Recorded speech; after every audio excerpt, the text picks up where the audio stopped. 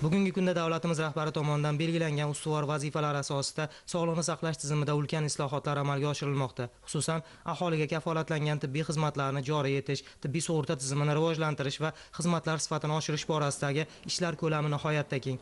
Ayni shu yo'nalishda Buxoro tibbiyotida so'nggi vaqtlarda misli ko'rilmagan o'zgarishlar bo'y ko'rsatyapti. Buxoro ko'p tarmoqli tibbiyot markazi ham bu jihatdan viloyatda alohida namuna bo'lib kelmoqda. Maskanda bemorlar uchun qulayliklar yaratish maqsadida maslahat poliklinikasi kirish qismiga infokiosk o'rnatildi. Bu orqali bemorlar mustaqil ravishda ro'yxatdan o'tib, navbat olish imkoniyatiga ega bo'ldilar. Shu bilan birga ro'yxatga olish jarayoni Face ID orqali amalga oshirilib, bemorlarning shaxsiy ma'lumotlari avtomatik tarzda tizimga kiritilmoqda. Bu esa vaqt tejash va ortiqcha hujjatbozliklarning oldini olishga xizmat qilmoqda. Mana hozir ko'rib turibmizki, har bitta xonada, ya'ni vrachlarimizning xonalarida QR kodlar mavjud, yozib qo'yilgan shifokor faoliyatini baholang. Tagidan esa ishonch raqami 1425. Avvallari biz bilardik, shifoxonalarimizda shikoyat qutisi bo'lardi. Ya'ni qog'ozga yozib qoldirishardi bemorlarimiz. Hozirda shuni raqamlashtirgan holda QR kodlar yaratilgan.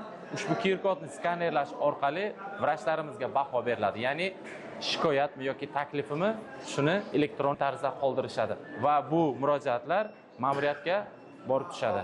Markazda elektron navbat tizimi joriy etildi. Qolaversa, tibbiy ko'riklar va tahlillarga yo'naltirish jarayonlari ham to'liq elektron shaklga o'tkazildi. Laboratoriya jarayonlari zamonaviy tizimga integratsiya qilingan bo'lib, qon olish paytida probirkalar uchun shtrix kod shakllantirildi va tahlil natijalari avtomatik ravishda shifokorga va bemorga yetkazilmoqda. Bu esa ochiqlik va shaffoflikni ta'minlayapti. Maslahat tashxis poliklinikasi butunlay elektron tizimga o'tkazildi. Dimet dasturi bo'yicha ishlar amalga oshirilmoqda. Registratura xodimlari to'liq elektron tizim orqali ishlayaptilar. Bemorlarning tibbiy kartasi vrachlarga elektron tarzda yo'naltiriladi. Undan tashqari har bir kabinet yonida QR kodlar o'rnatilgan bo'lib, bemorlar bemalol o'sha QR kodlardan foydalanib, shifokorlar to'g'risida ma'lumotlarga ega bo'lishlari mumkin. U yerda shifokorlarning ismi, familiyasi, mutaxassisliklari bo'yicha ma'lumotlar kiritilgan bo'lib, bemorlar mutaxassisga kirishdan oldin bemalol to'liq ma'lumotga ega bo'lishlari mumkin. Fuqarolar uchun ko'p qulayliklar yaratildiki, bemorlar bundan juda ham rozi. Buxoro viloyat ko'p tarmoqli tibbiyot markazidagi tahlil natijalarini o'tkazish imkoniyatlari ortdi. Ilgarilari bemorlar kichik bir analizni olish uchun ko'p vaqt yo'qotishar, imkonsiz pallalarda boshqa diagnostika muassasalariga borishga majbur edi. Bugun markaz laboratoriyasi to'liq avtomatlashtirildi. Birinchilardan bo'lib, eng so'nggi rusumdagi texnologiyalar bilan ta'minlandi. Bo'limdagi mutaxassislar malakasini oshirish masalasiga alohida e'tibor natijasida so'nggi avlod laboratoriyasidan foydalanish imkoni vujudga keldi. Oxirgi paytda olgan apparatlarimiz eng yangi zamonaviy apparatlarimizdan biri bu X3. Sig'imi ko'rib turganingizda 20 ta reagentni bir martada tiqib, 60 ta analiz turini bittada ko'rib berish imkoniyatiga ega. Ya'ni soatiga 300 ta testni o'tkazib berish imkoniyatiga ega apparatimiz. Bu yerda anemik panel, bularga ferritin, B12 vitaminlarni ko'ramiz, vitamin D ni ko'ramiz, folviy kislotani ko'ramiz. Gormonal paneldan hammasi, autoimmun panellarimiz bor, viruslarni ko'ramiz. Yana bundan keyin endi imkoniyatimiz kengaygan sari 40 dan ortiq bo'lib sana reagentlarimiz hozir o'tkazadigan testlarimiz X8 ni hozir yangi bu zamonaviy hamma butun dunyo ishlatayotgan apparatlardan biri. Juda ham qulay. 1 soatda 600 testni ko'rib tekshirib berish imkoniyatiga ega bo'ldik. Ilgari ozgina vaqt kerak bo'lardi, IFA usulida ko'rardik. Bu bitta test uchun 3 soatlab vaqtimiz ketardi. Masalan, gepatit B ni oladigan bo'lsak, 3 soat qo'l mehnatida edi-da. Yuvish bor uni. Hozir esa bu nimani apparatni o'zi avtomat tarzda robot bajaradi. Biz faqat kompyuterdan komanda beramiz, u qolgan hamma ishni o'zi chiqaradi. Bu yerda baholash mezonlari qo'ldagi ochiq havoda qilingan analizdan ko'ra sifat juda ham yuqori. Bunaqa imkoniyatlarni yaratib bergan prezidentimizga katta rahmat aytamiz. Markaz laboratoriyasida bemordan analiz uchun qon olingandan so'ng Dimet dasturi orqali shtrix kod chiqariladi va probirkaga yopishtiriladi. Ushbu probirka analizatorlarga qo'yilganda tahlil javoblarini avtomatik tarzda Dimet dasturiga tortib oladi. Bunda inson omili ta'sir etmaydi. Analiz natijalari ham shifokorga, ham bemorga elektron tarzda yetib boradi. Bunday bo'lishini biroz muqaddam hatto mutaxassislar ham tasavvur qila olmas edi. Muhimi, bu yangiliklar bugun aholi orasida ko'p uchrayotgan davo choralarini ko'rish murakkablashib borayotgan allergologiya sohasida ham tub burilish yasadi. Viloyat ko'p tarmoqli tibbiyot markazimizda bizlarga Medix degan yangi apparat olindi. Bu apparat allergik kasalliklarni aynan allergenlarni aniqlashga yordam beradigan eng oxirgi zamonaviy apparat hisoblanadi. Bu apparat Medix apparati 300 ga yaqin allergenlarni aniqlab beradi va o'zini eng oxirgi Alex 2 chipi orqali bu allergenlarni aniqlashga imkoniyat yaratib beradi bizga. Demak, u apparatimizda allergenlarni aniqlagandan so'ng bularni o'ziga maxsus davolash usullari, ya'ni allergen spesifik immunoterapiya o'tkaziladi. O'zini maxsus vaksinalari mavjud va shular bilan davolash ishlari olib boriladi. Vrach laborantlar bu apparatni ishlatish uchun maxsus o'quv ishlarini olib borilgan ular bilan va bo'limimizda shu allergenlarni aniqlashdagi natijalar bo'yicha bizlarning barcha seminarlar olib borilyapti.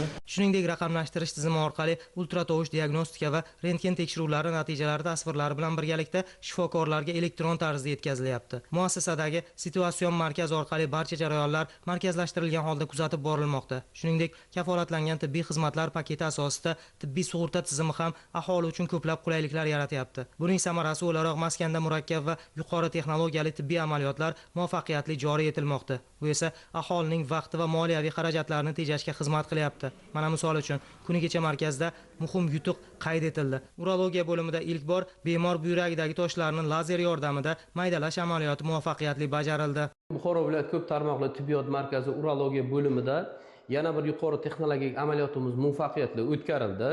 Otaxon 75 yoshdalar, surunkali yurak yetishmovchiligi kasalliklari borligi sababli qovoqlarda sistemik naycha qo'yib berilgan. Bemorimizni tegishli mutaxassislar bilan birgalikda konsilium qilinib, revmatolog, kardiologlar bilan birgalikda maslahat qilinib, lazerli amaliyot muvaffaqiyatli o'tkazildi. Bemorimizda bugun uretral kateterlari olindi. Bemorimizning ahvoli hozirda qoniqarli. Ushbu zamonaviy usulning asosiy afzalligi operatsiya kesmalarisiz amalga oshirilishidir. Metod kam qon yo'qotilishi, asoratlar xavfining pastligi va bemorning qisqa muddatda sog'ayib ketishi bilan ahamiyatli. Eng muhimi, endilikda bunday murakkab operatsiyalar uchun xorijga chiqish zarurati qolmayapti. Qayd etish joizki, mazkur yutuq hududiy tibbiyot muassasasidagi malakali kadrlar salohiyati va zamonaviy texnologiyalarning uyg'unligi natijasi. Kelgusida ham Buxoroda yuqori texnologiyali tibbiy xizmatlar ko'lamini yanada kengaytirish rejalashtirilgan. Yana bir yangilik, Buxoro viloyat ko'p tarmoqli tibbiyot markazida travmatologiya va ortopediya sohasida muhim qadam tashlandi. Viloyatda ilk bor yelka bo'g'imi artroskopiyasi,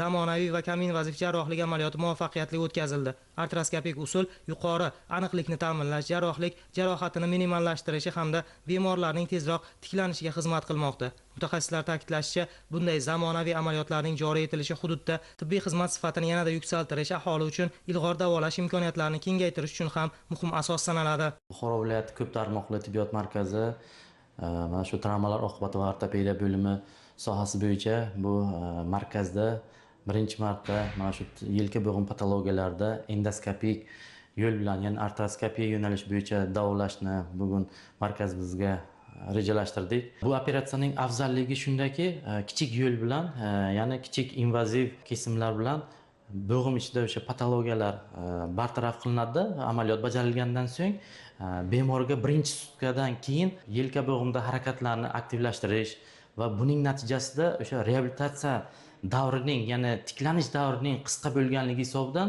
bemor ish faoliyatiga tezroq qaytishiga sababchi bo'ladi. Bu amaliyotlarni bajarishdan oldin chet el klinikalarida malaka oshirdik. Ya'ni misol qilib aytishimiz mumkin, Hindiston davlatida, Rossiya davlatlarida va Yevropaning bir qator klinikalarida malaka oshirdik. Ya'ni bu malaka oshirishimizdan maqsad mana shu yelka bo'g'im patologiyalarida yoki tizza bo'g'im patologiyalarida endoskopik davolash, ya'ni artroskopik davolashni keng yo'lga qo'yish maqsad qilib qo'ygandik. Asosan bu amaliyotlarni bajarishimizda prezidentimizning o'sha sog'liqni saqlash tizimidagi bo'lgan e'tiborlari, qilib berilgan shart-sharoitlari natijasida bu amaliyotlar yo'lga qo'yildi.